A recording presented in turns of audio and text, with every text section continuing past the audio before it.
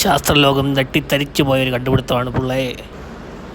കഴിഞ്ഞ വർഷം ഇതോടൊപ്പം നല്ല ചൂടായ സമയത്ത് ഇതേപോലെ ഉണ്ടാക്കിയൊരു സാധനമാണ്, ഒരു ടെമ്പററി ആശ്വാസത്തിന് ഉണ്ടാക്കിയ സാധനമാണ്.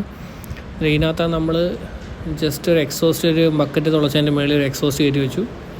വെളിയിൽ നിന്നുള്ള വായു എല്ലാം അകത്തോട്ട് പോകുന്ന രീതിയിൽ വേണം സെറ്റ് ചെയ്തിട്ട് അതിനകത്ത് ആദ്യമേ തന്നെ ഐസൊക്കെ ഇട്ടു. ഐസൊക്കെ പെട്ടെന്ന് അലിഞ്ഞു പോകും. പക്ഷേ ഇത് ഇട്ടേക്കുന്ന ഐസ് പാക്കാണ്. ഐസ് പാക്ക് നമ്മുടെ ഹോസ്പിറ്റലൊക്കെ മെഡിസിൻസ് കൊണ്ടുവന്ന ഐസ് പാക്ക്.